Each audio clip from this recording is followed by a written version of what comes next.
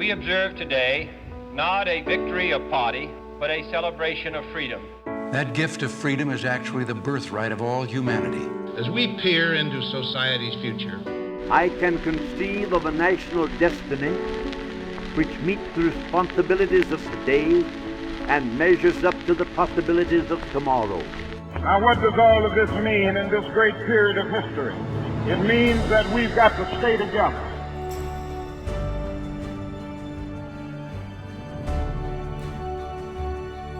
Good morning, everyone, and welcome to the 2026 National Civics B Colorado State Finals. I'm Kyle Clark with 9 News, and I will be your guide through today's event. Thank you all for being here. We're about to watch some Colorado's top middle school civics scholars compete for the opportunity to represent our state at the national championship in Washington. Thank you all for being here.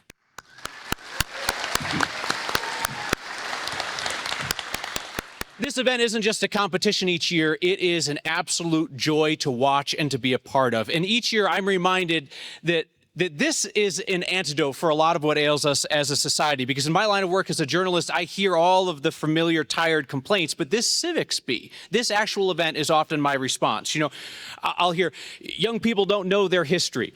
Watch the Civics Bee. Kids don't appreciate the greatness of the American experience. They take this country for granted. Watch the Civics Bee. We're stuck with the same old stale solutions from the same old predictable people for our problems.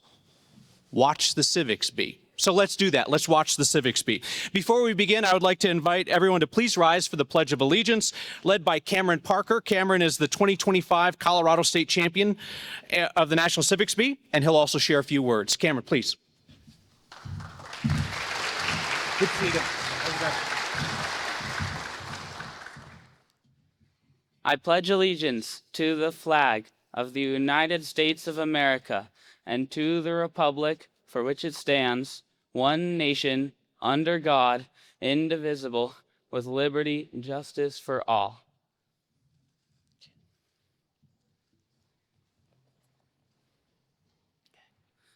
I want to take a moment and appreciate how many people are in this room right now. It's amazing to see how many people are here today, and that the passion for civic engagement is blossoming. To our brilliant middle school students, your hard work and dedication to learning inspires us all. I'm honored to be sharing what civics means to me, because civics is more than just history. It is what builds connections, what makes our communities stronger, and the legacy of a 250-year-old nation. So for supporting America, I want to thank the National Civics Bee and its sponsors, and I want to be thanking all of you for your passion in civics. Basically, you're all amazing. I'm rooting for all of you, and go Colorado!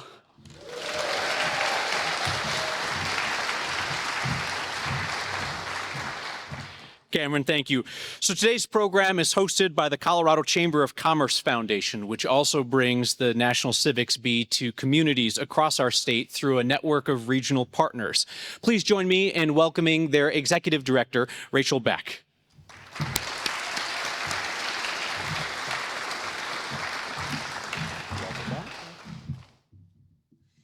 Thank you, Kyle. Good morning, everyone.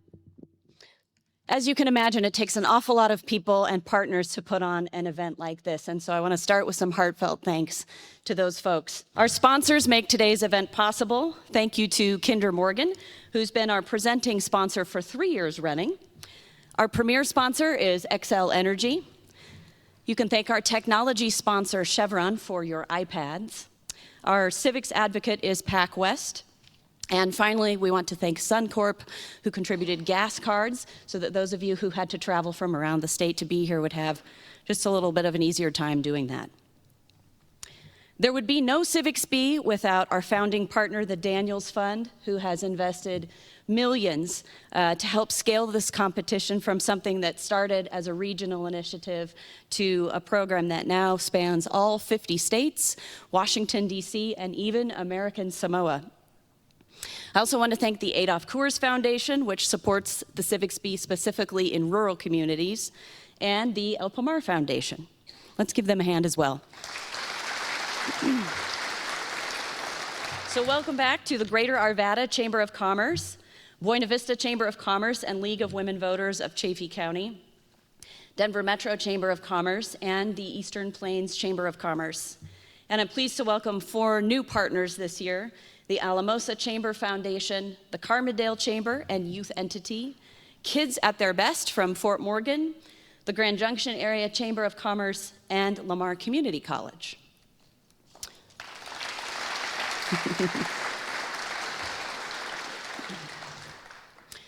This year's Civics Bee has special significance as we celebrate our country's 250th birthday. And I know many of us have been reflecting on what we've accomplished in that time and what we might need to work on going forward. Benjamin Franklin famously said that we have a republic if we can keep it. The success of the American experiment was never given.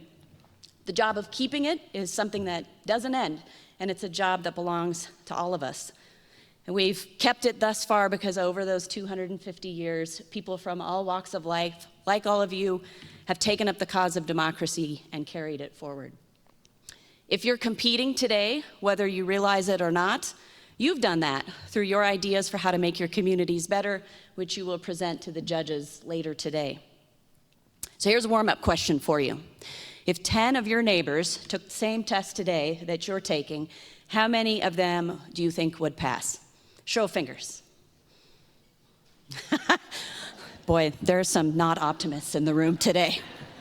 I saw somebody holding up 3 fingers, and you're right. Statistically, three people would pass that test. So those of you who are competing, you are in the top 30% of your fellow citizens by being here and demonstrating your knowledge of how our government works.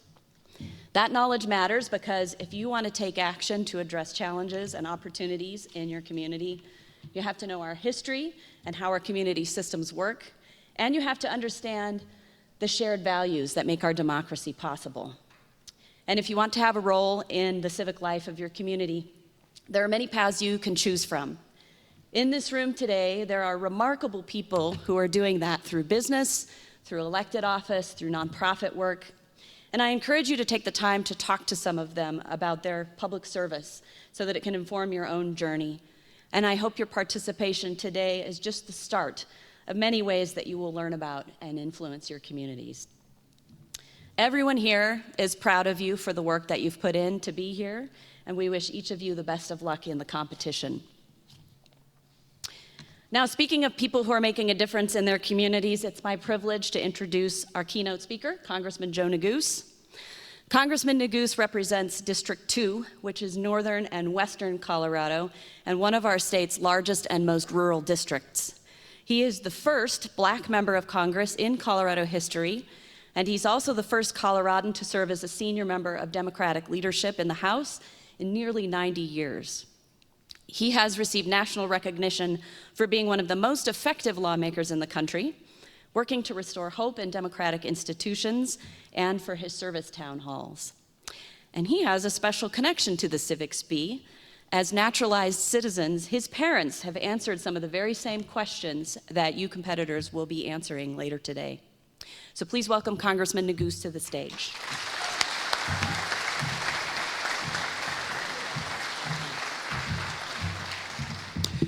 Well, good morning. It is such a privilege and an honor to be here with all of you this morning. Having spent the last couple of days in Washington, I can say you all are a sight for sore eyes, and it's great to be back in Colorado, and in particular for this occasion, to be a part of the Civics Bee. Thank you to the organizers for the invitation and for letting me be a part of this incredibly important competition. Now, I have to say that I struggled with what I might impart to all of you this morning. The organizers contacted us earlier this week and asked us to send them my remarks so they could put them in the teleprompter, I guess, which we failed to do because I just could not land on what I wanted to say, what I wanted to convey. That struggle is born from perhaps a couple of different reasons. One, just some general nervousness. I usually don't get nervous when I'm delivering speeches, but I think, fairly describe to you all that I was as nervous being here this morning as I am preparing for an interview with Kyle Clark. That level of nervousness. And it is largely because I know that of all the audiences that I'll speak to, over the course of the next couple of weeks as I'm back here home in Colorado. This is perhaps the most well-informed group of citizens and young folks about our civic institutions, about civic life, about our republic. That nervousness is also born from the realities that I think we find ourselves in a very jaded time politically. It is hard not to spend time in Washington, D.C. and come away from it jaded and perhaps a bit cynical about the state of our politics and the health of our democratic republic. So given all of that, what could I possibly impart to these brilliant, talented 6th and 7th and 8th graders? I tried to put myself in your shoes. I'm lucky to have grown up in Colorado. I grew up in Highlands Ranch, about 20 miles south of here. I remember being where you are. Tom Tancredo was my congressman when I was growing up. And I thought about what might motivate me most when I was in your shoes. Two simple messages that I thought perhaps might be the most important I could impart. The first is simple. It is a note of gratitude. To the young folks who are participating in today's competition, I tell you, thank you. On behalf of every one of your fellow 6 million citizens in our great state, for having a passion and a commitment to civics education, to learning more about this profoundly special country that we are also blessed to call home, for your willingness to step forward and put yourselves out there in the arena, as you will, competing this morning. You have no idea how proud you are making, not just, of course, your parents, and you can see that in their beaming smiles today, but in your teachers, in your friends, and in countless Coloradans whom you may not meet, but who will benefit from the way in which you are inspiring them. This second thing that I suppose I could impart this morning, and I suspect it's something that doesn't need to be said, given the very ambitious crop of young folks who are participating in this year's competition, but it is worth saying nonetheless. And that is, after today, to stay engaged, to stay involved, to keep the faith. We need your participation now more than ever. It would not be a Civics Bee without some quotes from founding fathers. And you heard one of my favorite from Benjamin Franklin, Rachel mentioned, which I speak about constantly. One that I think I'll share with all of you is from John Adams, who's really one of our forgotten founding fathers. He doesn't have a monument in Washington, D.C. He's the only founding father who doesn't have a monument in Washington, D.C. We're working, anyway, I'm getting way into the weeds on that, an obsession of mine. John Adams, in 1787, during the Constitutional Convention, wrote a letter to one of his colleagues about his greatest fears for our democratic republic. And he was an optimistic man, as were his brethren, but he had fears. He had doubts. And his greatest fear was, I quote, "I fear that in every assembly, members will gain influence, not by sense, but by noise, not by greatness, but by meanness, not by learning, but by ignorance, and not by large souls, but by craven hearts." And I think about that quote a lot in the context of our current political system, and as we celebrate 250 years of American independence, the realities of his warnings being prescient, I think.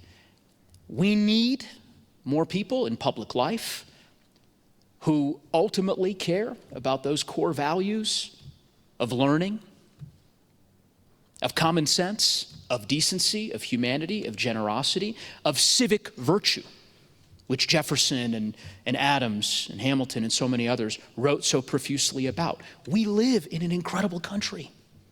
We are very lucky to live in a country where young people like yourselves can ultimately achieve your dreams, where someone like me, with a funny last name, growing up in Highlands Ranch, could become a U.S. congressman. I suspect that Mr. Clark and Mr. Hibble, my friend, and so many others here who've been able to live their dreams could attest to that same fact. But it is something we ought to jealously guard. And the best way to do that is to have a well-educated, civically engaged society. You all, the young people here, are the vanguard. And we have a lot to learn from you. If we could emulate your passion for civics, I suspect our Congress would function a whole lot better. So I wish you the best of luck. I hope that many of you will pursue careers in public service, perhaps run for Congress yourself. Thankfully, you have to be 25, so my re-election may be guaranteed for this November. For those who live in the 2nd District in Steamboat or Jackson County or Boulder or elsewhere.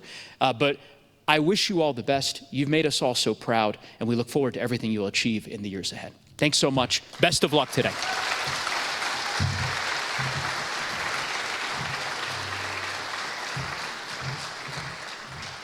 Congressman Neguse, thank you very much. All right, let's get started. So, we're about to call up the finalists. As I call your name, please find your spot up here and log on to your iPad there. Just a reminder to audience members, you have the opportunity to compete along with these top civics contestants from around Colorado's middle schools. That goes for everybody who is watching at home on 9 News as well. The login will be up in just a moment. You think to yourself, why exactly would I want to subject myself to that abject humiliation of competing against the smartest children in Colorado? And the very American answer is the thrill of competition and the chance to win stuff. You will have the opportunity to win an iPad if you are the top scoring in-house contestant who is not one of these finalists. There are no points for having an incredibly interesting name, which is a shame because there are a ton of all-stars on this year's roster, but it is a credit to the creative parents out there. If you'd please come up when I announce your name. Our first contestant is Alex Yao from Kent, Denver.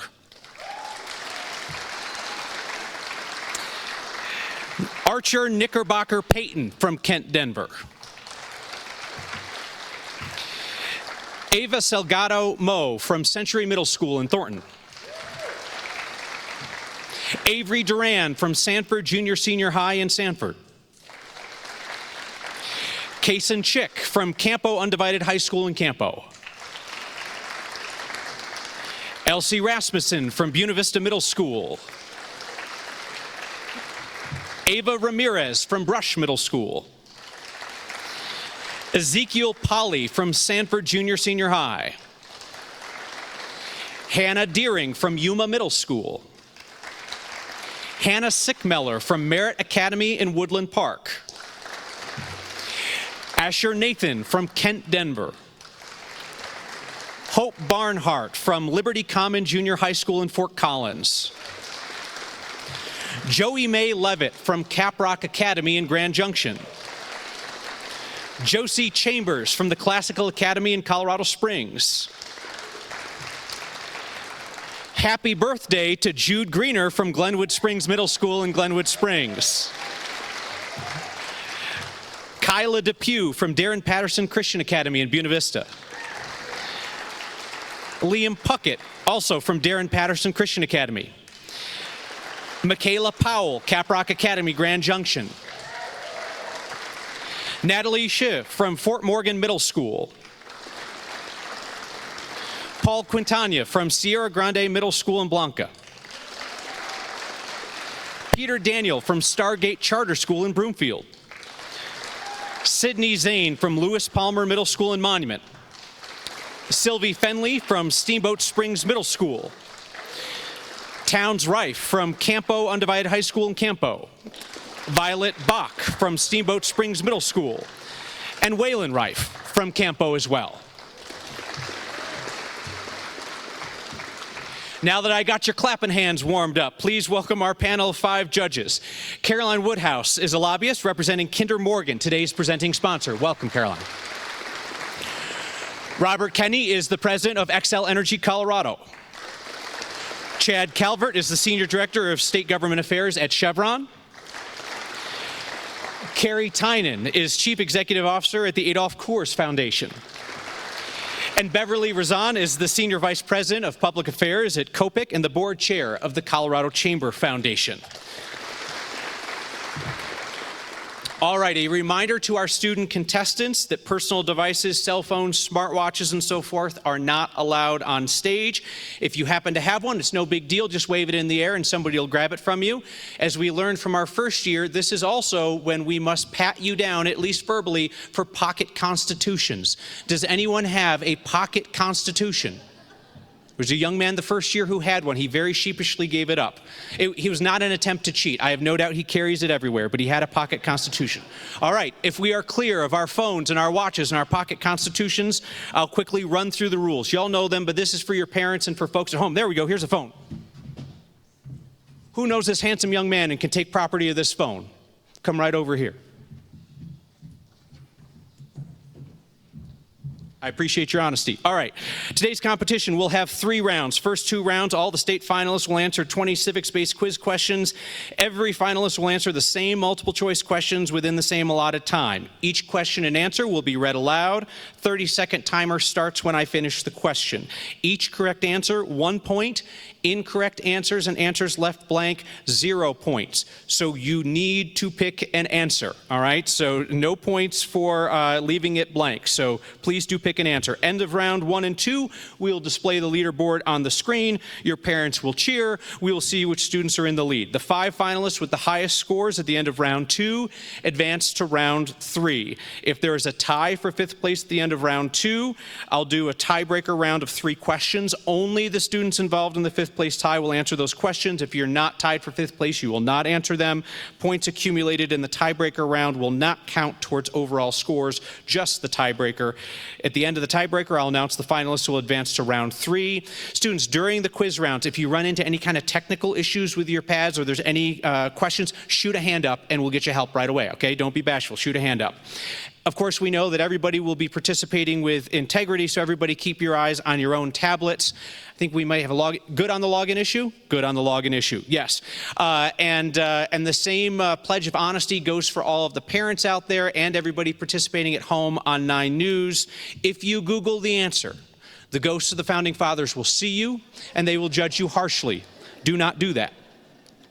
For the audience, the URL is in the upper left-hand corner there. There's a QR code up there as well, so you can enter that into your personal devices. Select Spectator in the Join settings in order to play along. And remember, while it will be embarrassing when you do not score as well as your child, you have the opportunity to win an iPad, which is kind of cool. All right, everybody ready to get started? Good? Good. Question 1. Which founding principle is most clearly reflected in the phrase, "We the people," from the preamble of the Constitution? A, separation of powers. B, consent of the governed. C, federalism. D, limited government.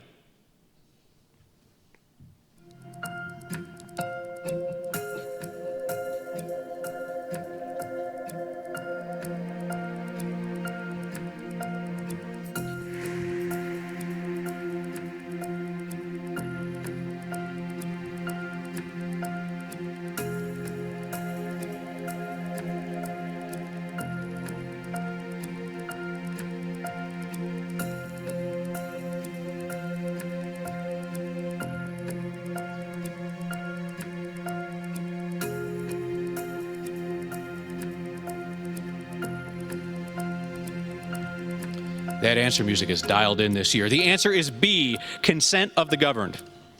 Question 2, which statement accurately describes the federal representation of the District of Columbia and U.S. territories? Is it A, both are recognized as states with full representation? B, both lack voting senators and send non-voting delegates to the House? C, the District of Columbia has 2 senators but no House members? Or D, U.S. territories elect voting members to the House of Representatives?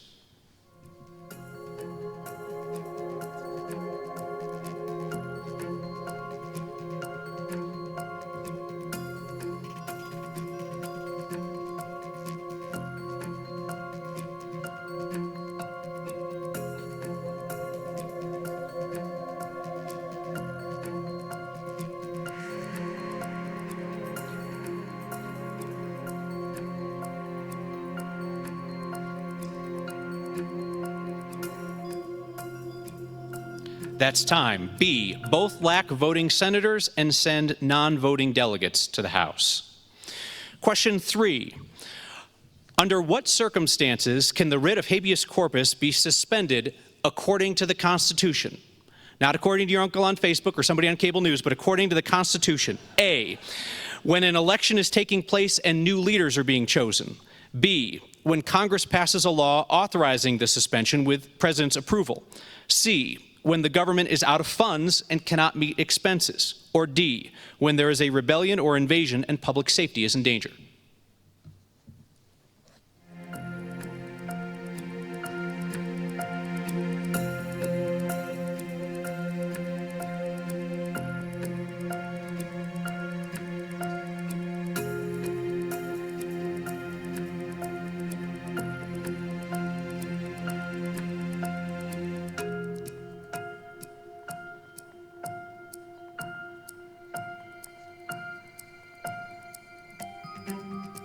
That's time. The answer is D, when there is a rebellion or invasion and public safety is in danger.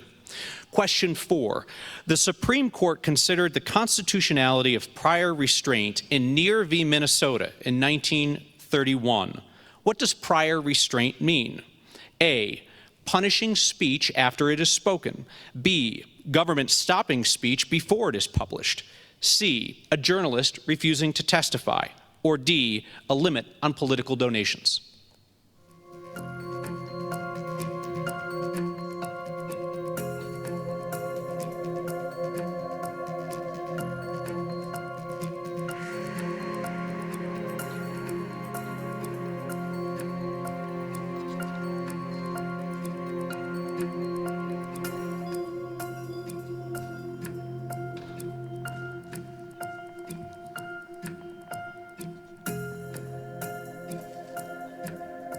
That's time. The answer is B, government stopping speech before it's published.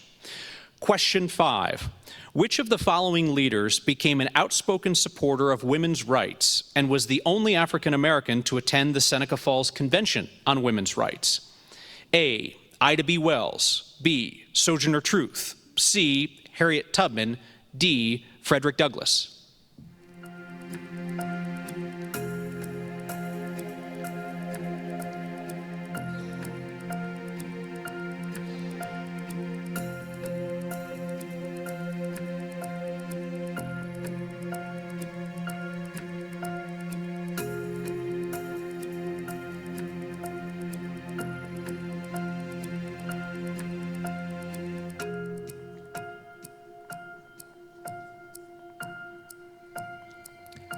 That's time. The answer is D, Frederick Douglass. And with that, we are halfway through round 1. I see a lot of nervous families and parents out there. Here's the deal. I can see the kids' screens. I'm looking over their shoulder. They're doing great. I don't know how you're doing. They're doing great. Question 6.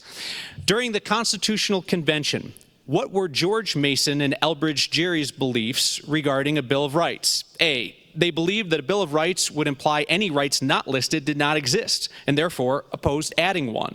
B, they argued that the Constitution was already sufficient in its structure to prevent abuses of power without the need for a Bill of Rights. C, they feared that the absence of explicit protections for individual rights would lead to government overreach and tyranny. Or D, they believed that an even stronger executive was needed in order to protect and uphold a Bill of Rights.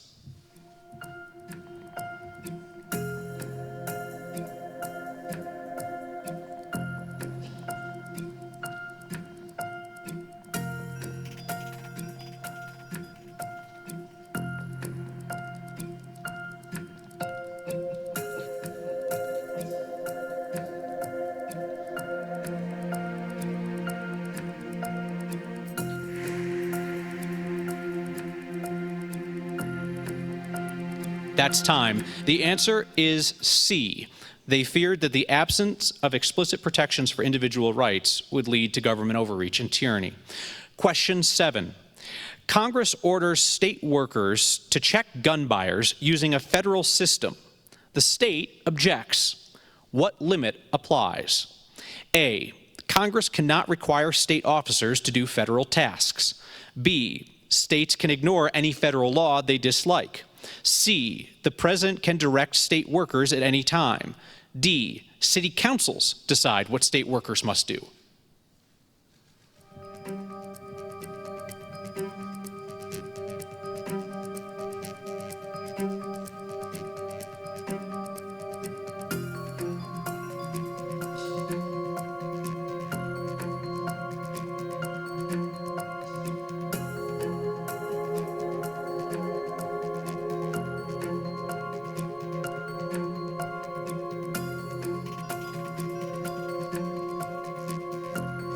That's time.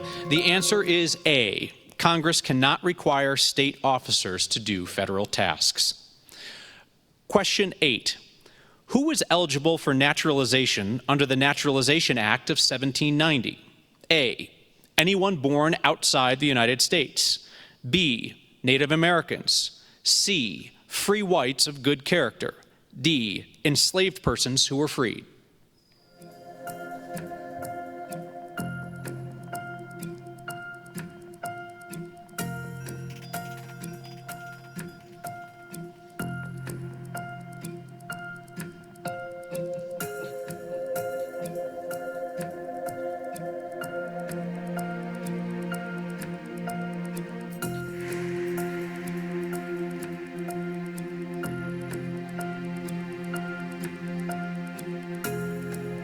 That's time. The answer is C, free whites of good character. Another little insight is the only person who can watch over their shoulders while they do this. It's astonishing how quickly they answer. Like, it's wild, like 5 seconds, boom. Question 9. How did the Connecticut Compromise, Great Compromise, protect minority rights while respecting majority rule? A, it allowed for a national referendum on major issues. B, it established equal representation in the Senate and proportional representation in the House. C, it granted states the authority to override federal laws through state legislatures. Or D, it required unanimous consent of all states to amend the Constitution.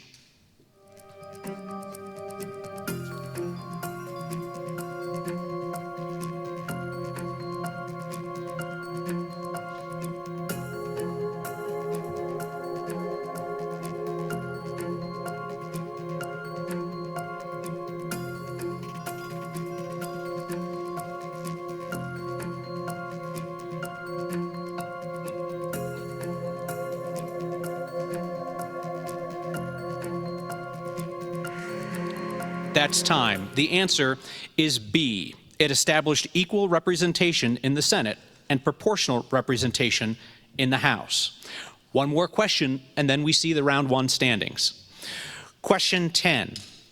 What did the case of Wisconsin v. Yoder in 1972 help clarify? Was it A, the Establishment Clause, B, the Free Exercise Clause, C, free speech, or D, rights of the accused?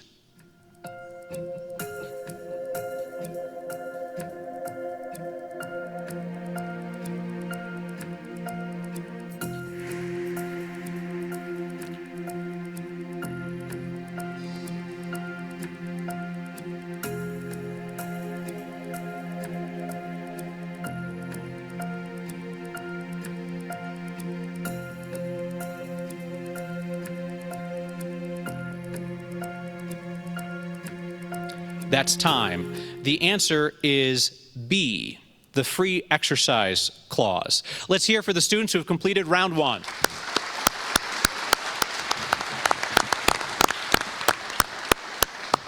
Scores are coming momentarily. Students, you can spin around and take a look, or don't if you want to. If you're that in the zone, that's impressive. You're just like, I know what I did. All right, so there are the top 10 finishers in round 1. 9 points to 6 points separate the top 10. So it is still a very tight race. Round 2 of the state finals. Contestants, good to go? All right, good to go. Got a double thumbs up down here. I like that energy. All right, round 2, question 11. Which colony at the time of its establishment in 1663 had not declared an official religion or religious requirements for citizenship? A, Massachusetts. B, Rhode Island. C, Connecticut. D, Pennsylvania.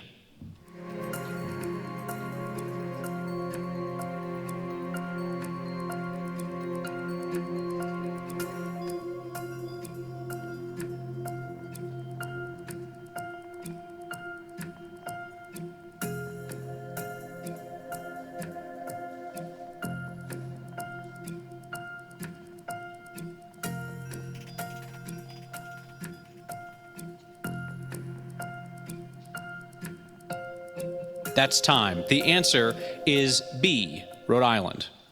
Question 12. In his farewell address, what did George Washington identify as essential to the access of the nation's political system?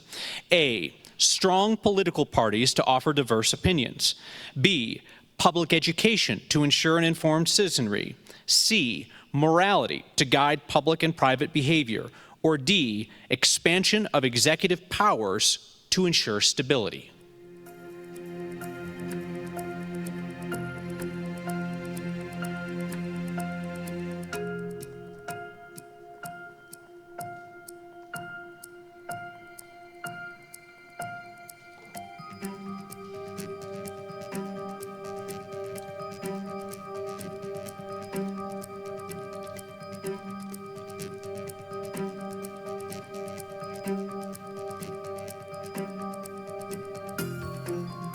That's time. The answer is C, morality to guide public and private behavior. Question 13. Why was James Armistead's role in the American Revolution particularly significant? A, he served as a diplomat, securing French aid. B, he was an African-American spy who provided intelligence to the Continental Army. C, he led a battle in the Southern Campaign. D, he authored the first draft of the Articles of Confederation.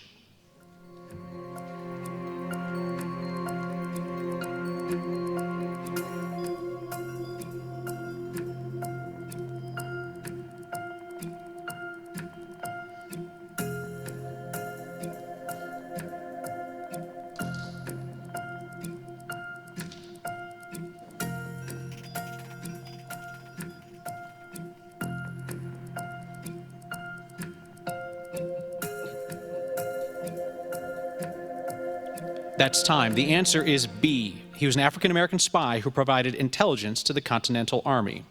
A note for the organizers, next year we could reduce the answer time to 15 seconds, get the event done twice as fast. They're all just like, Question 14. What was the primary purpose of the Sherman Antitrust Act of 1890? A, to establish a national bank. B, to regulate unfair business practices and monopolies. C, to create national parks and wildlife reserves. Or D, to reform the voting system.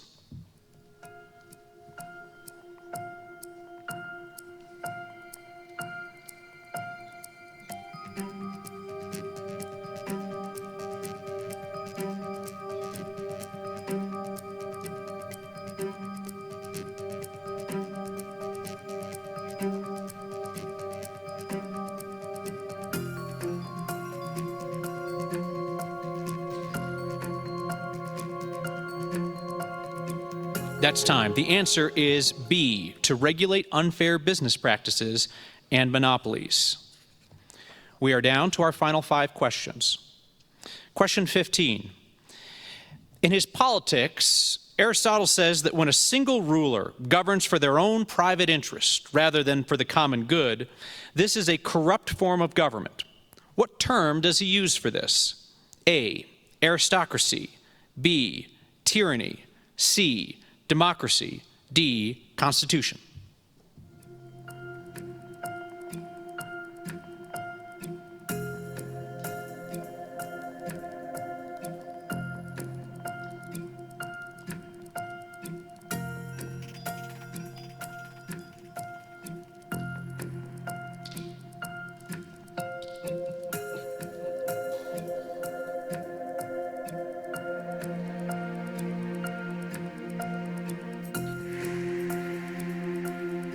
That's time. The answer is B, tyranny.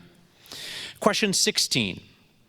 What did the rights of the British colonies asserted and proved in 1764 argue? Was it A, taxation without representation violated the colonists' natural rights? B, the colonies should demand immediate independence from Britain? C, British military presence in the colonies was illegal? Or D, the colonies had the right to nullify acts of Parliament?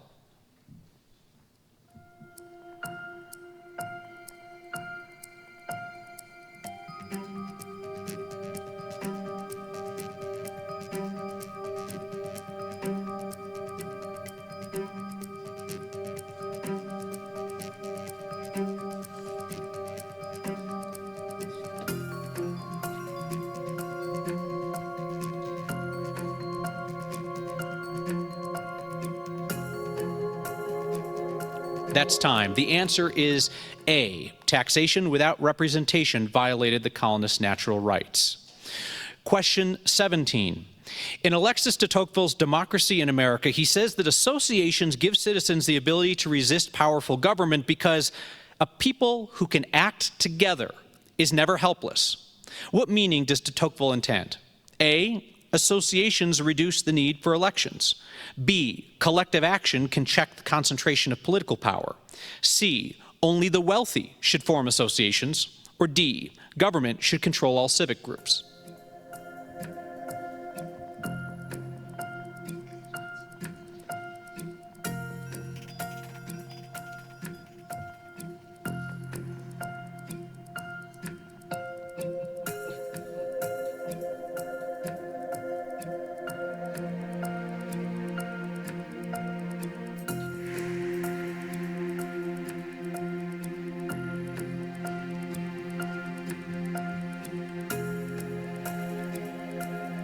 That's time.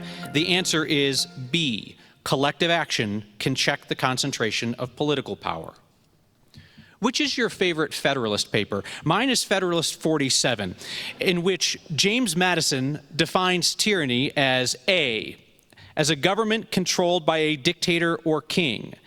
B. As a government in which the national government predominates over the state governments. C. As the accumulation of all powers, legislative, executive, and judicial in the same hands. Or D. As any government ruled by a dominating faction.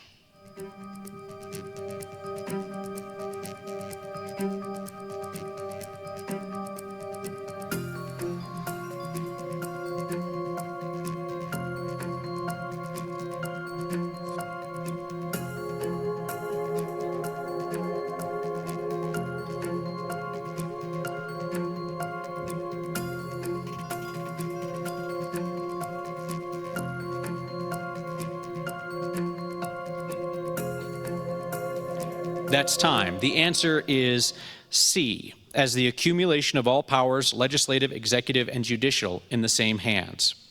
Question 19. Courts allow limits on direct donations to candidates, but not on outside group spending. Which idea explains this distinction in campaign finance law?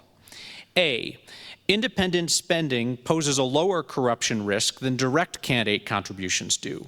B, independent spending involves smaller amounts than direct contributions to candidates do. C, independent spending is not considered political speech under the First Amendment. Or D, independent spending has been proven to have no influence on election outcomes.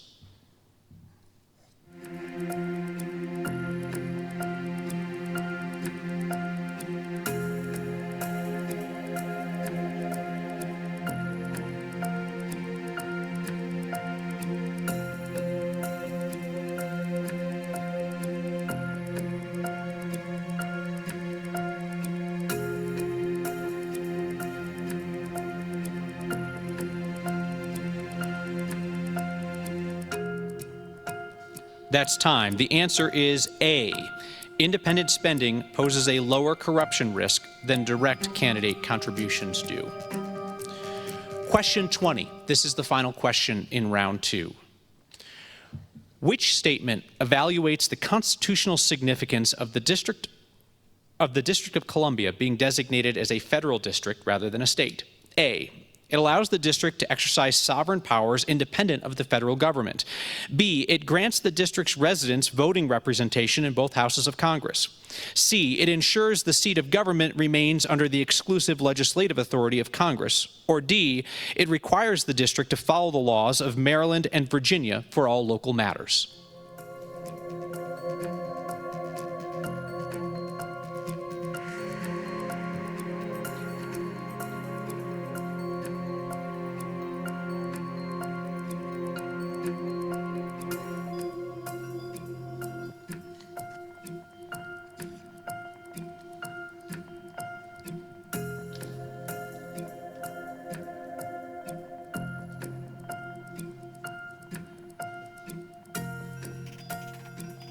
That's time. The answer is C. It ensures the seat of government remains under the exclusive legislative authority of Congress. Finalists, kick back, relax. You're done with round one and you're done with round two. Let's have a big round of applause for all 26 finalists from across Colorado.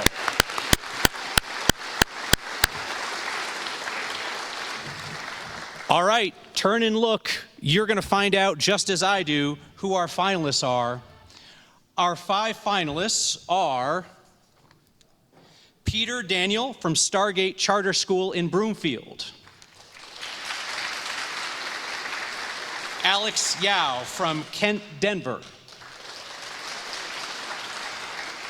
Archer Knickerbocker Payton from Kent, Denver. Violet Bach from Steamboat Springs Middle School. And Harrison Asher Nathan from Kent, Denver. Three-way tie?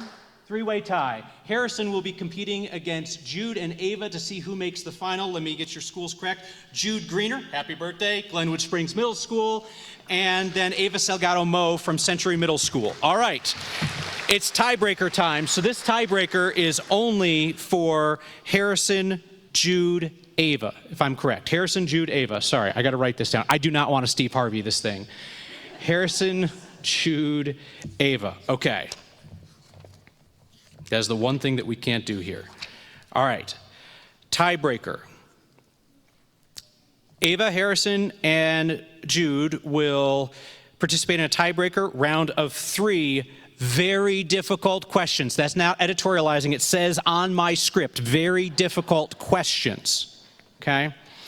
Just a reminder, only the students tied for a spot in round 5 should answer these questions. Points from this round are only used to break the tie. They will not count toward the final scores in round 3. If there is a tie after these 3 questions, we'll refer to the average response time from the tiebreaker to determine the 5th panel. Goodness, okay. You ready? This is for the 3 of you. Question 21. Which principle did President Dwight D. Eisenhower demonstrate in 1957 when he sent federal troops to Little Rock, Arkansas to enforce school desegregation? Was it A, states may ignore federal court orders when a governor disagrees with them? B, the federal government may enforce federal court ruling to uphold the rule of law? C, the president may cancel Supreme Court decisions through executive order? Or D, local districts may delay compliance with federal court orders during unrest?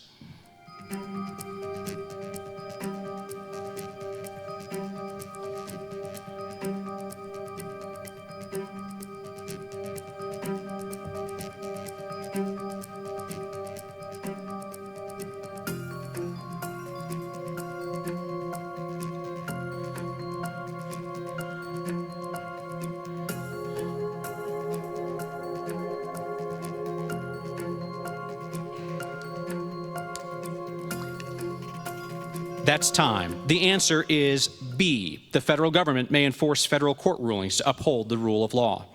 Question 22. In Federalist 53 in 1788, why did James Madison argue that biennial 2-year terms for the House of Representatives were preferable to annual elections? A. Annual elections would be too expensive for the newly formed federal government. B, longer terms protect representatives from excessive executive branch interference. C, 2-year terms allow state legislatures more time to oversee federal representatives. Or D, representatives need time to acquire knowledge of national and interstate affairs.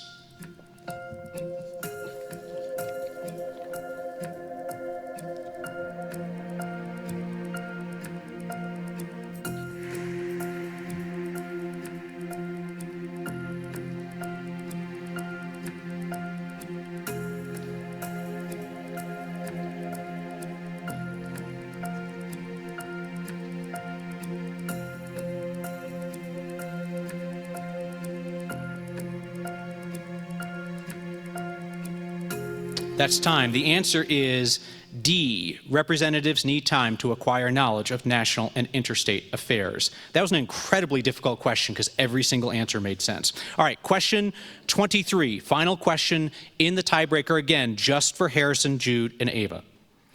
Federalists argued that the Constitution's checks and balances would prevent tyranny without needing a Bill of Rights. Which anti-federalist argument most directly challenged this claim by questioning the sufficiency of structural safeguards alone? A, representation would be too remote from ordinary citizens to protect liberty. B, checks and balances could fail, requiring additional protections like a Bill of Rights. C, a standing army under federal control would threaten individual liberty.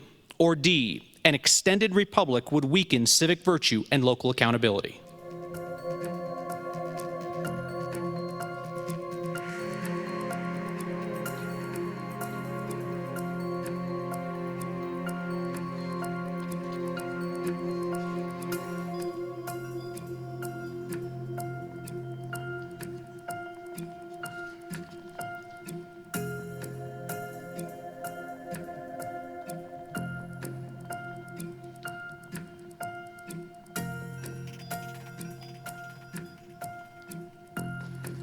That's time. The answer is B. Checks and balances could fail, requiring additional protections like a Bill of Rights. Let's turn our attention to the screen and see who won the tiebreaker for the final slot in the final round. It's Ava Salgado-Moe from Kent, Denver.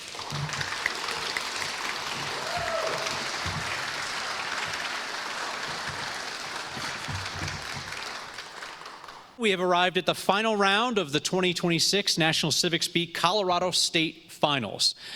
I would like to encourage you to join me in congratulating our 5 finalists once again as I invite them to come up and join me on stage. Our finalists from Century Middle School in Thornton, Ava Salgado-Moe. From Steamboat Springs Middle School, Violet Bach.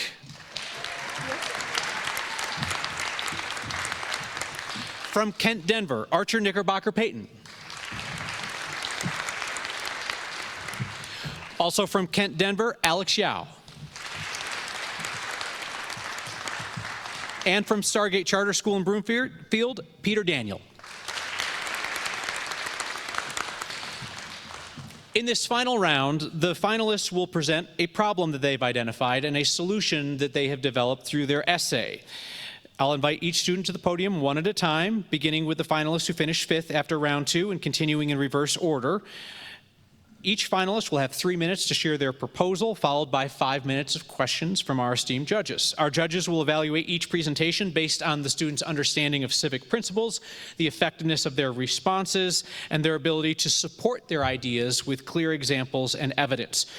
These scores will be combined with today's earlier rounds, with the exception of the tiebreaker, to determine our 2026 Colorado State champion. Finalists, you good to go? Born ready, they said. They said they're born ready. Judges are good to go. Let's get started. Our first finalist from Century Middle School in Thornton is Ava Salgado-Moe.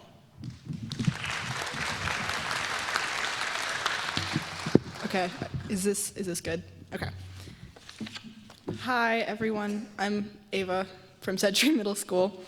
Have you ever heard the term negativity sells? Well, that's really true online.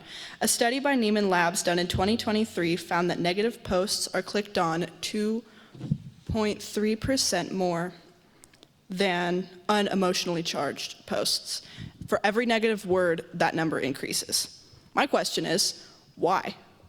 That has people, especially the people in my generation or my peers, their role models are incentivized to use shock or clickbait them instead of having their best interest at heart. Why is this a problem? It can push problematic views and prejudice onto people, which can lead to worse outcomes like,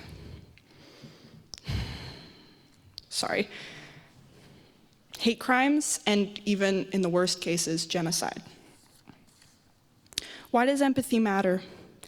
Empathy for others and each other builds understanding and can help foster civil discourse, especially when we're here in places like a civics bee or a spelling bee, where we need to be kind to each other, even if we don't always agree.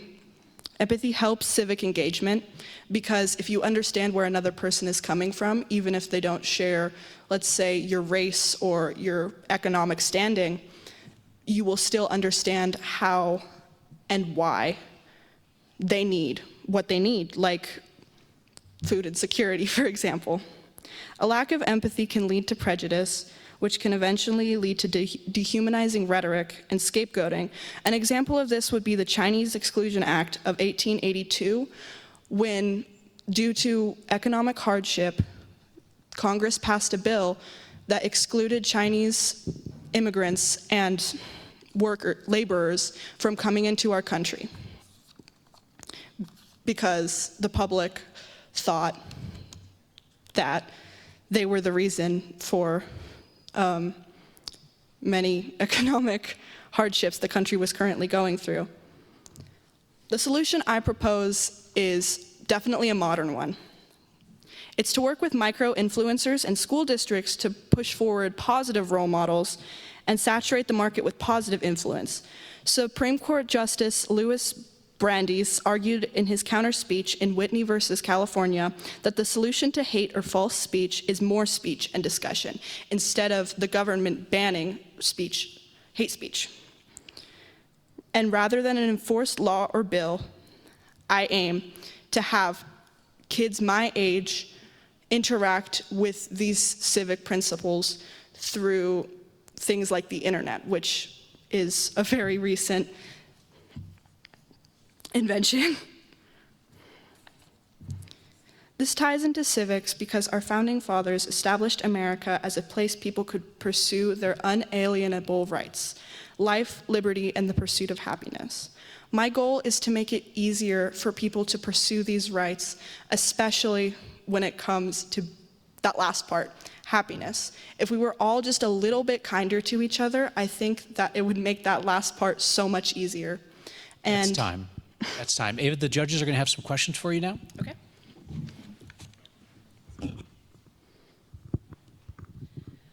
Hi, Ava. My name is Caroline. One of the questions I wanted to ask is if you could expand a little bit on what do you mean by what makes a positive influence? Who have you seen be a positive influence? Some examples or what you have in mind there. There are creators on like TikTok especially that teach people like math. There's a math teacher that I follow. I think a positive example could be anything from someone engaging in civil discourse to someone donating to like a food can center. Thank you. Thanks, Ava. I want to ask you, how would you go about persuading the micro-influencers or the social influencers to demonstrate the behaviors of kindness and empathy that you would want them to role model? I think we need to work with school districts to help kids my age become those positive role models we want to see, instead of getting existing people to do it. Because it's harder when you have an established fan base and an established type of people that watch and react to your content. I think if we make new people who can show us how to do things, that would be a step in the right direction. Ava Salgado-Mo, thank you. Thank you so much.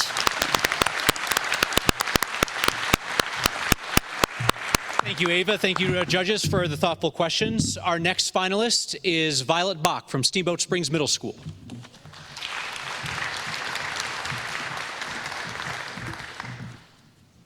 Okay.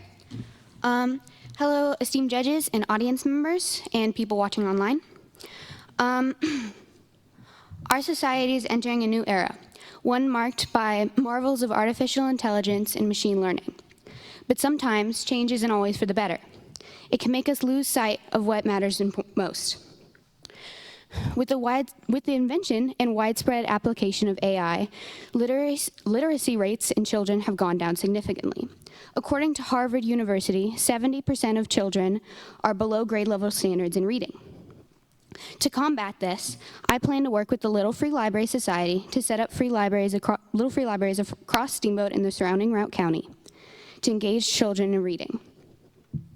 I would enlist the assistance of the local Girl Scouts and children from the local school district to help decorate the Little Free Libraries. Little Free Libraries, just to clarify, are large wooden boxes, often decorated, in which people can place used books or grab new ones. I believe this will help engage kids in reading and help them find the joy in exploring new areas of life. I don't know. According to the National Literacy Trust, having books in the home can help children develop a lifelong love of reading. My solution demonstrates the founding principle of equality, because it is providing everyone with equal access to books and reading materials. It also reflects the civic virtue of responsibility, because by setting up Little Free Libraries, we are fulfilling our responsibility to the next generation of children, to prepare them for the future and whatever that might hold. Students need to have access to quality reading materials. With the global epidemic of false information, it's even more important to provide students with a stable base of information. And what's more accessible than the Little Free Library down the street? Violet, thank you.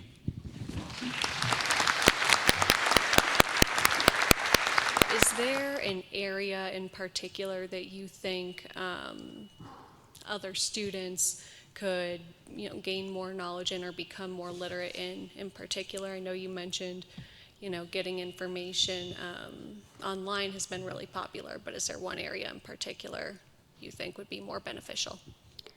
I'm sorry, what do you mean? I don't exactly understand the question. Like, do you think people could learn more about science from books? Could they learn more about civics from books? Could they learn more about fill in the blank? Is there a particular area?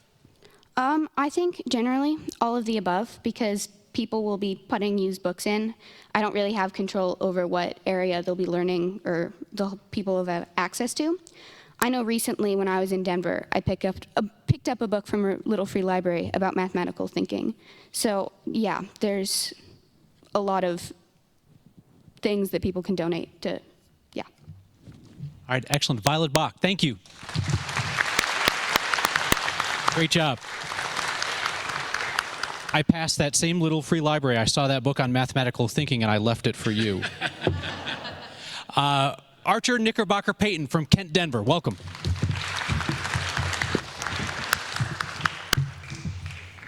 In April 1776, John Adams wrote an open letter titled The Thoughts on Government, in which he defined a republic as an empire of laws and not of men, and the best republic as being set up to be best contrived to secure an impartial and exact execution of the laws. This truly highlights how our founding fathers thought we needed impartiality and unbiased in our court system to ensure true justice in our society. But over the last 250 years of U.S. history, that ideal has been lost, especially at a state level, where bias and partiality often interfere with the execution of laws. A large instance of this is the re-election of judges, where judicial inequality is a large problem because of something known as the electoral cycle effect, in which judges up for re-election or retention increase sentencing length by up to 10% to appear tougher and harsher on crime.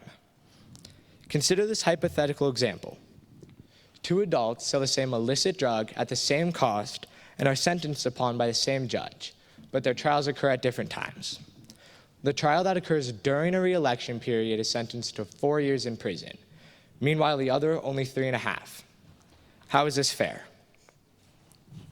Our founding fathers had great concern for judicial corruption, and this is a large reason for the separation of powers.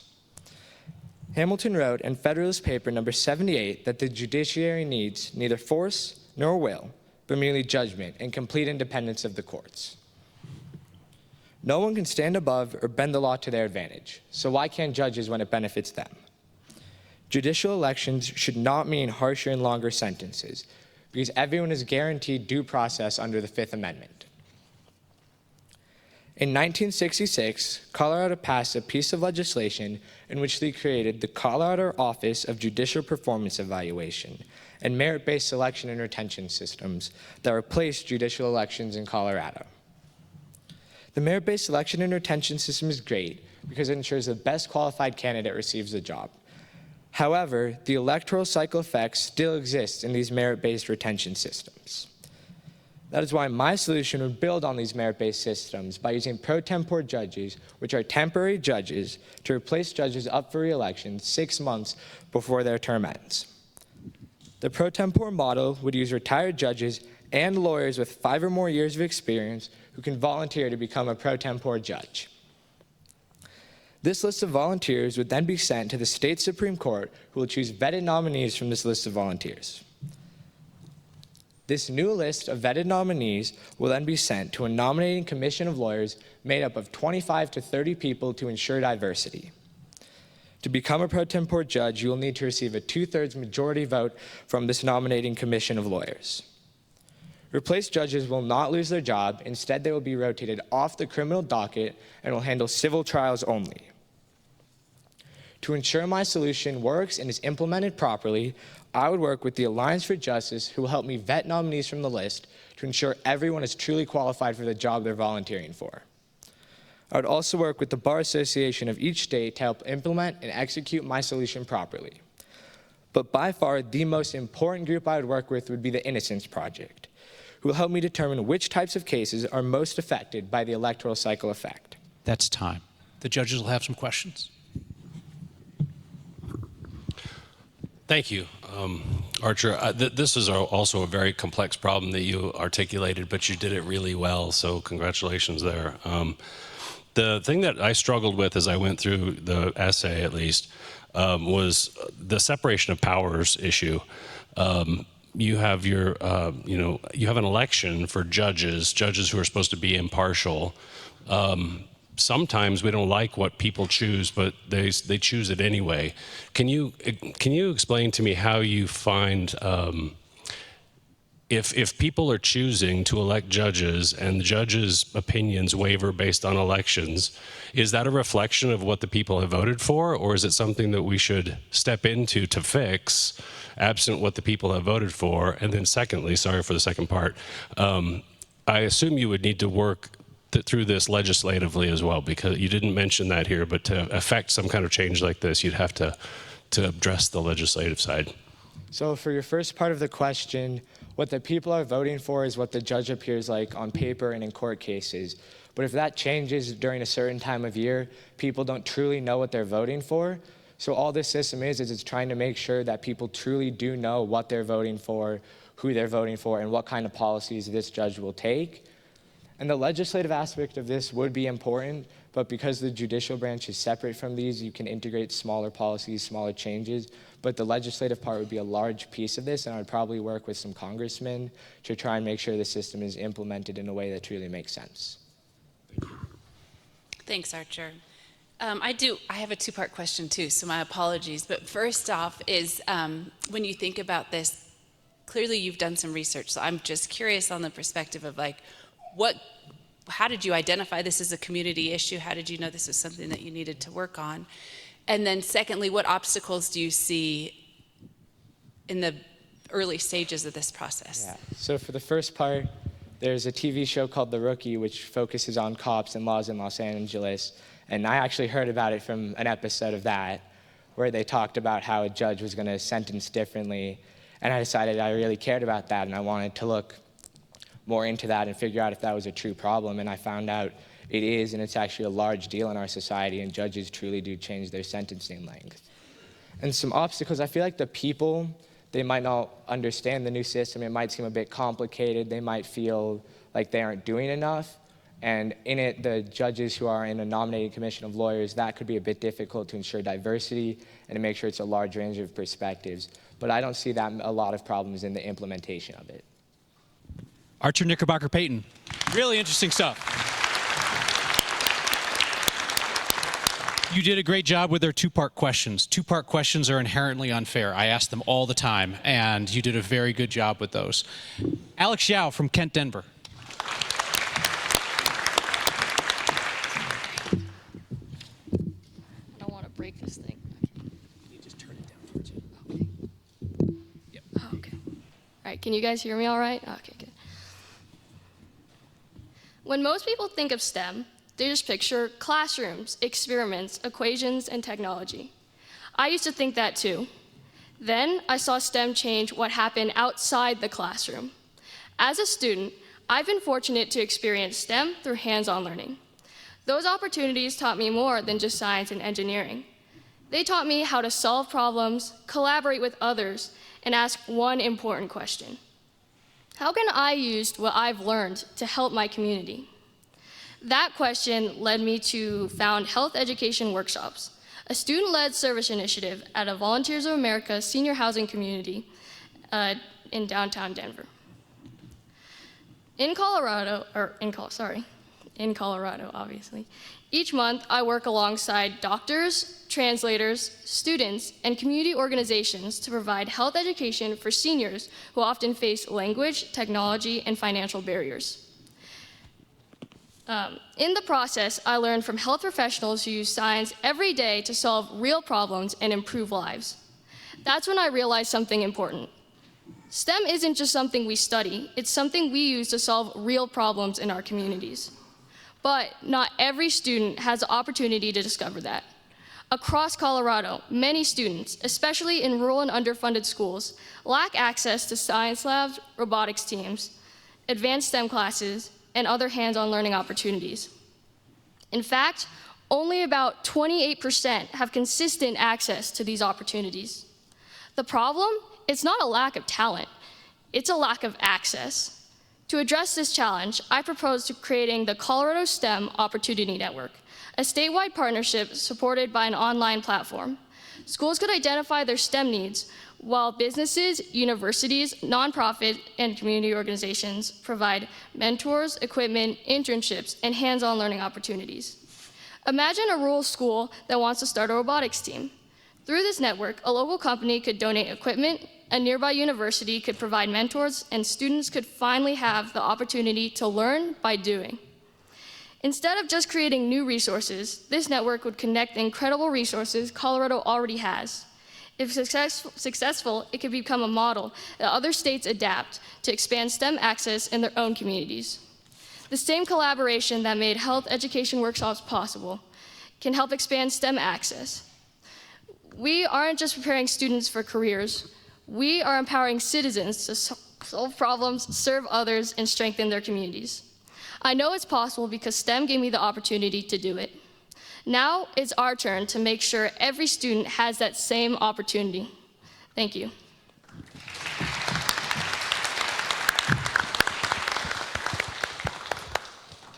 Thank you so much, Alex. Nicely done. When you think about these resources, have you done any research on what's existing, what's out there, what happens here in Metro Denver, and what is missing in rural Colorado specifically? I would say that, I think that a lot of, schools would consider some, chemistry classes, robotics teams. Those kind of resources can be considered kind of like an extra. And so instead of, having that, this program would work more to bring what people consider extra, because it could cost more money, it costs more time, and I think that this network would help to bring these resources over to these schools. Alex Yao from Kent, Denver. Congratulations, good work. I don't know if you could see in the audience or see at home, but the way that I knew that she did not come to play is the edges of her note cards are laminated with tape. That is a pro move. She knows what's up. Our last finalist is Peter Daniel from Stargate Charter in Broomfield. I'll take it out. Okay. Good morning, judges and morning, judges and audience members. I'm honored to be here before you. Now, to begin, I would like to give a statistic on my chosen community challenge, food insecurity. According to the Economic Research Service, as a part of the United States Department of Agriculture, 13.5% of households were food insecure at one point during the year 2023. Think about that. That is approximately 18 million households. And in 2024, 13.7% of households were food insecure. So that is a roughly 300,000 household increase, all in the span of these 2 years. So what is food insecurity? According to the Feeding America organization, food insecurity is a lack of knowledge of when or how you will obtain your next meal, something that many of us cannot even fathom. Yet it is so prevalent that it is a statistically growing concern in our communities, states, nation, and even the world. So why should we care? There's something known as Maslow's hierarchy of needs, which can be seen as a philosophical understanding of human motivation. It states that the security of physiological needs is the first and most vital step towards human growth and success. Yet many of our fellow citizens have not met these needs. Let us now look at the Declaration of Independence itself, which is heavily stated off John Locke's Second Treatise of Government. It states that among our natural rights include life, liberty, and the pursuit of happiness. Yet, if our fellow citizens cannot pursue high-quality life or happiness, it is our civic duty to help them, to practice the civic virtue of responsibility and carry out the founding principle of natural rights. So what is my plan? Like any good approach, it starts small, with me and with you. The first step is all about raising awareness. As an Eagle Scout, I've seen the need in the community through my local food banks and food pantries, making many connections. I would address this by reaching out through clubs, sports teams, religious institutions, schools, and other organizations who could help promote the cause. I'd use posters, signs, fundraisers, events, advertisements, and social media influence to do this. The next step would run concurrently with the first, and that is all about enhancing involvement.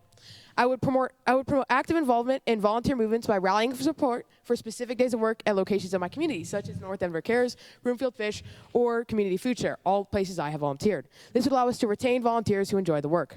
I would begin requesting resources from corporate organizations and local businesses, which would come in the form of monetary donations, donations in kind, and donations of time and volunteer. Monies would be one of the most important factors of our success, as without it, the plan would not be able to function or expand, promote, and sustain growth. Finally, we would involve the government, solidifying our expansion and success and involving the governmental workings and invaluable resources necessary for our cause. We'd also see an array of unexpected benefits, such as the breakdown of socioeconomic barriers and the formation of relationships and bonds invaluable to the long-term success of our community, securing a bright future and using our civic virtues to do good. So let's use our civic virtues to do good and really see we the people in action. Thank you. This is a really complex problem, and I appreciate the amount of thought that you've given into it. And I can't imagine anyone would oppose your solutions and ideas. But who might oppose what you're trying to accomplish? Yeah, they're always haters. I would say there are many different organizations who would not support the way that we would go about doing this. And that's why it's very important to take a multitude of different approaches and make sure that we're securing the benefits for the community. And what I mean by that is we need to make sure that we're remaining responsive to the needs of the community. Because if we don't, like you said, we could develop individuals who do not support the cause or think it is not correctly run. And a specific example of this is throughout the project, I would create committees or boards of individuals as it expanded and grew, and these would be individuals from the community, so we refrained from infringing on the voices of those involved. And they could post monthly newsletters, share results, track success, release feedback surveys, and oversee the plan's overall execution. Another very, very important part in this would be actually getting help from the government itself. As stated in Article 1, Section 8 of the Constitution, the government, U.S. Congress has the necessary and proper clause, which says that it can make any piece of legislation law that is necessary to carry out its enumerated powers. And this was further proved in Helvering versus Davis, a Social Security Supreme Court case, where the Supreme Court ruled in a 7-2 majority that Congress can tax and spend in aid of the general welfare.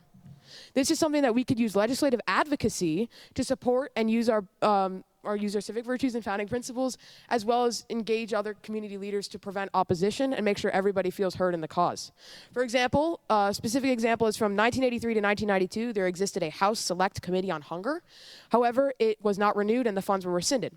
Advocating for the reinstallment of these kinds of organizations would allow us to reduce our opposition and increase the overall support throughout the community. I was going to ask a question about the funding principles and civic virtues, but you just answered it. I would just say that I think if the management at 9 News is watching this, then Mr. Kyle Clark might need to worry about his job. Thank you.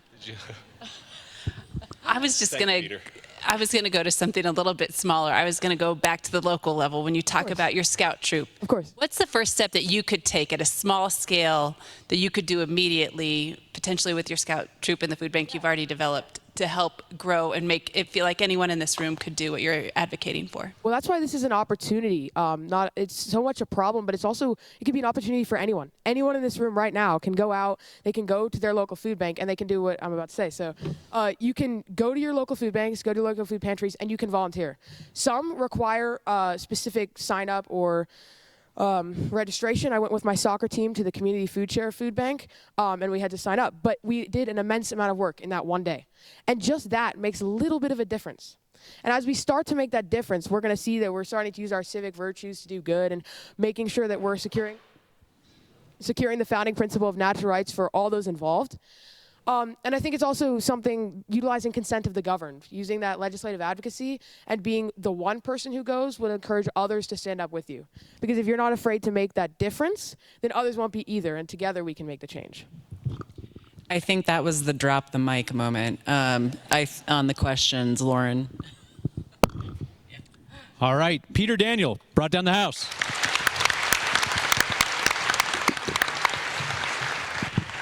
Now, would you please join me in welcoming Hannah Skandera-Grady, President and CEO of the Daniels Fund. Daniels Fund is the founding partner of the National Civics Bee, launching the initiative in 2022.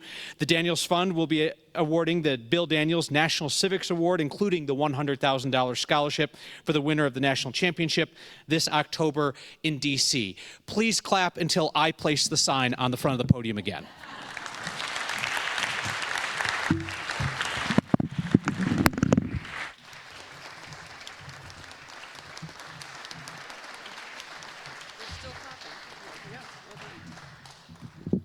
Oh, way to follow instructions. The clapping continued until the sign was placed. I feel like I just said, holy smokes, incredible day, incredible kids. That was awesome, just awesome to see everything. I will say, I feel like this gives us a great opportunity to ask ourselves just one question. Do you know more about your country than a middle schooler? Maybe a couple did, but most of us didn't, because we saw who won, and yeah, there were a lot of people who didn't raise their hand when we did the competition. So incredible. I will say to our students, families, teachers, judges, our partners at the Colorado Chamber Foundation, and everyone who made today possible, thank you for being here. And just congratulations to every single student. Kyle said it. They all prepared to stand up here and bring a challenge and a solution. If that doesn't inspire you and inspire you about the next generation and what they're bringing to the table, I don't know what will. I am incredibly proud to stand here and say congratulations to each one of these young people. You are truly among Colorado's brightest young citizens, and I do choose that word intentionally. Today isn't simply about what you know. It's about what you'll do with your knowledge. Each of you identified a challenge in your community and asked a simple but powerful question. How can I help solve it? That's how communities grow stronger. That's how leaders emerge. It's also wonderful to welcome back last year's Colorado champion, Cameron Parker. After the Marshall Fire, Cameron proposed a better emergency alert system to help protect families during disasters. His idea earned him the opportunity to represent Colorado in Washington, D.C., at the National Civics Bee. And I got to be there, and it was a very proud moment. Cameron, you represented Colorado well, so congratulations again.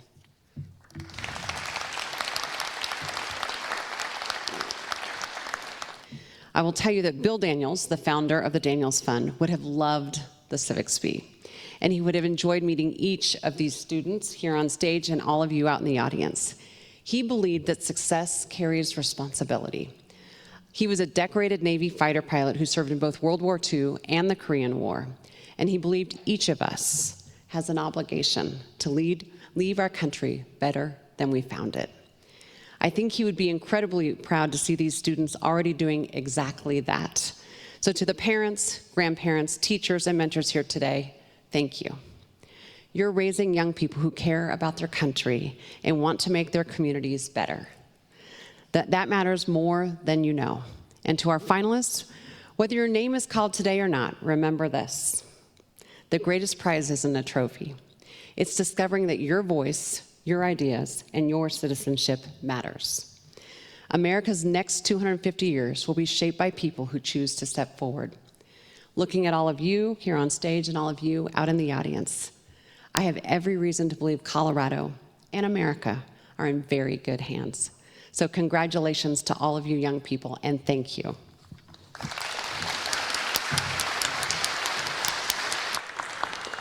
Our third place winner receives a trophy and a $250 cash prize. Our third place winner this year is Archer Knickerbocker Payton from Kent, Denver.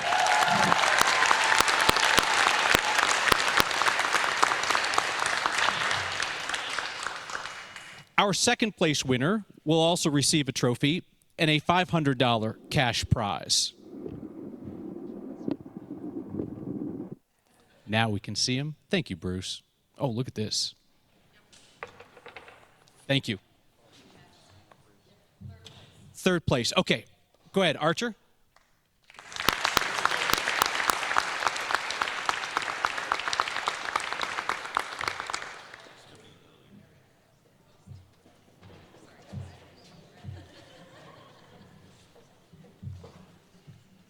Oh, I think we've got the wrong check. Wrong check. Wrong check. Yep, wrong check.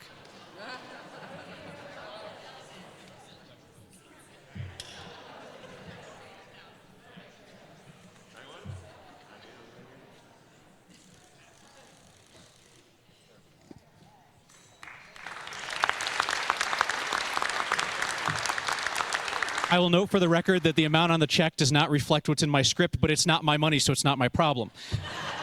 The second place winner will receive a trophy, and according to this sheet, a $500 cash prize, but take a look at the check, okay?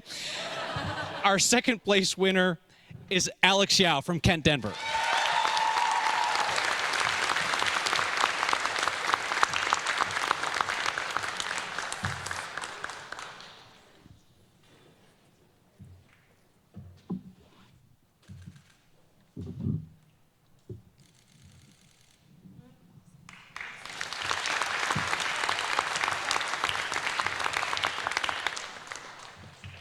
And now, the 2026 Colorado State Champion of the National Civics Bee, receiving a trophy, a $1,000 cash prize, and the honor of representing Colorado at the National Championship in Washington, D.C. this October. The 2026 Colorado State Champion is Peter Daniel from Stargate Charter School in Broomfield.